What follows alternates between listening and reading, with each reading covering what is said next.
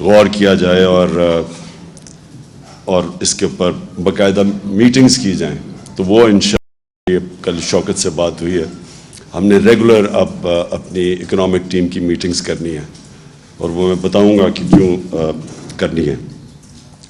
لیکن دیکھیں ایک چیز تو اب واضح ہو گئی کہ جو بھی آگے گورنمنٹ آئے گی اس کے لیے وہ چیلنجز اب ان کو سامنا کرنا پڑے گا کہ ہم سمجھتے تھے جب 2018 میں ہم آئے تو بہت چیلنجز تھے.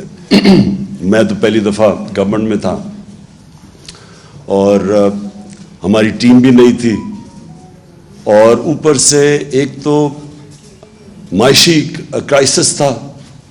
کرنٹ اکاؤنٹ ڈیفیسٹ کا مطلب یہ ہے کہ سارا وقت روپے پہ پریشر پڑا ہوا تھا, اور ایک یہ ہر روز دیکھتے تھے کہ اب روپے کو سٹیبل کیسے کرنا ہے. ریزروز ہمارے پاس تھے نہیں.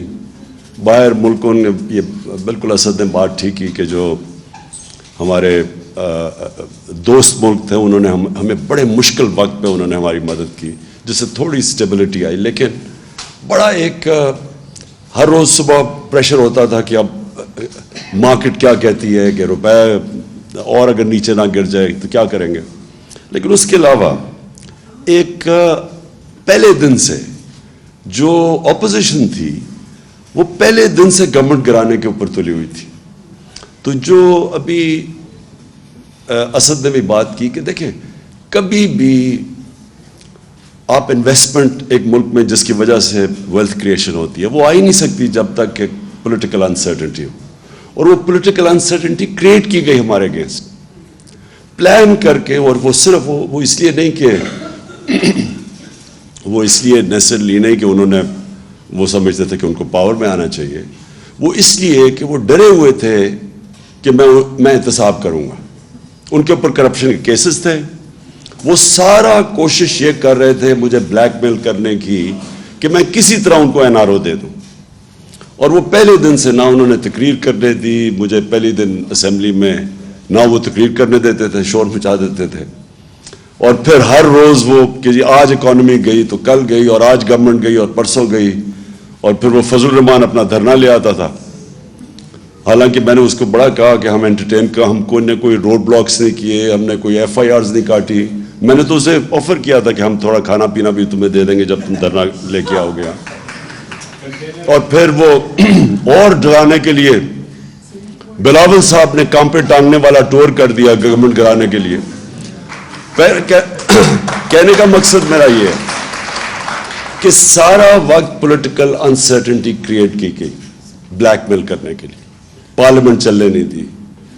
اور پھر یہ ٹائم فریم دی آگے کیا یہ 3 مہینے میں اور 2 مہینے میں گئی, اور سازشیں ہو رہی تھی. وہ مجھے پوری اس کی رپورٹ تھی.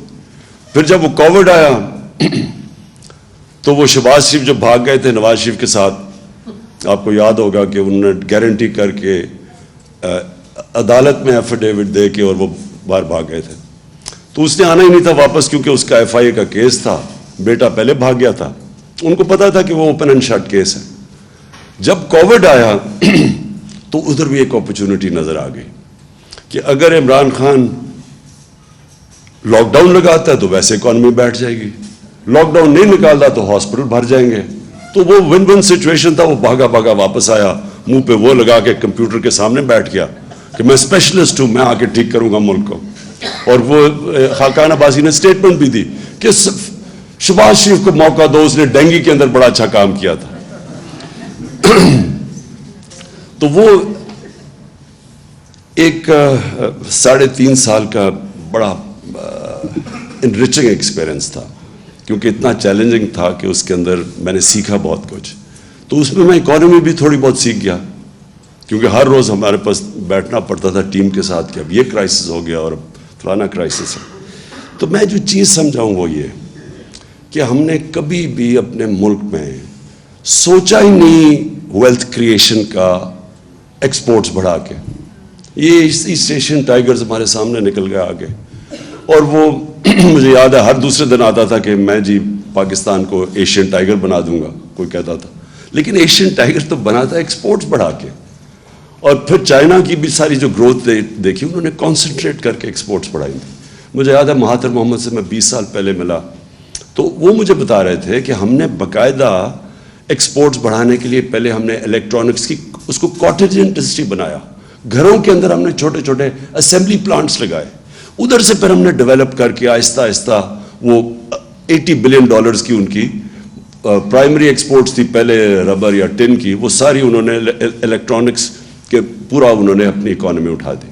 یہاں کبھی کسی نے کوشش نہیں کی. اور خاص طور پہ یہ جو پچھلے 5 سال میں ہمارے آنے سے پہلے آپ ذرا دیکھیں تو صحیح, وہ بھی گراف جو شوکت نے دکھایا, وہ ایکسپورٹ اسٹیگننٹ تھی. اور ایکسپورٹس اگر آپ کی بڑھ نہیں رہی تو ملک کیسے آگے بڑھ سکتا ہے؟ اور وہی ہوتا ہے, تھوڑی سی ہماری گروتھ ریٹ اوپر جانے لگتی ہے, کرنٹ اکاؤنٹ کے اوپر پریشر پڑ جاتا ہے, وہ پھر ہمیں IMF کے پاس جانا پڑتا تھا, اور اسی سائیکل میں ہم پھنسے ہوئے تھے. تو ہم نے آتے ساتھ ہی پھر جب کوشش کی ایکسپورٹس کے اوپر, اور بڑا زور لگایا ایکسپورٹس کے اوپر, اور پہلی دفعہ ایکسپورٹرز کو بلایا, کانسنٹریٹ کیا کہ ہم کیسے ان کی مدد کر سکتے ہیں. باہر بھی گئے تھے تو میری پوری کوشش ہوتی تھی ہم اپنے ایکسپورٹرز کو ساتھ لے کے جائیں تاکہ ان کی کسی طرح ان کی مدد کریں, کہ اس کے بغیر تو کچھ نہیں ہونا تھا. دوسرا ہمارا اثاثہ اوورسیز پاکستانی ہے, کیونکہ میرا انٹریکشن ان سے بہت زیادہ ہے, اور مجھے انہوں نے سپورٹ, جس کو کہتے ہیں فورن فنڈنگ,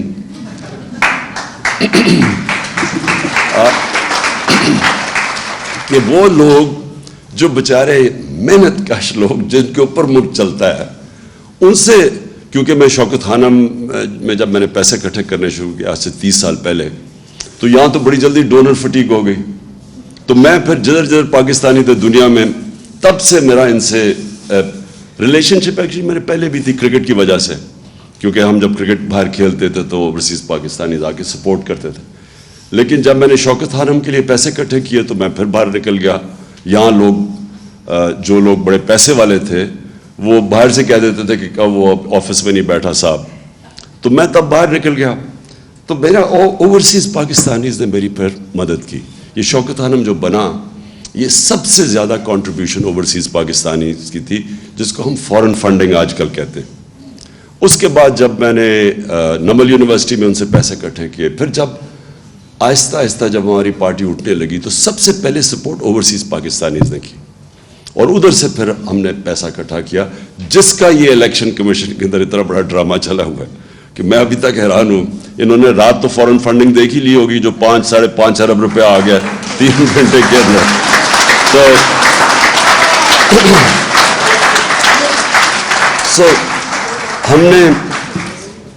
میں تب بھی جب میں اوورسیز پاکستانیز کو ملتا رہا تو میں نے ہمیشہ, میرے دل میں یہ تھا کہ ایک دن آئے گا کہ یہ پاکستان کو بیل آؤٹ کریں گے.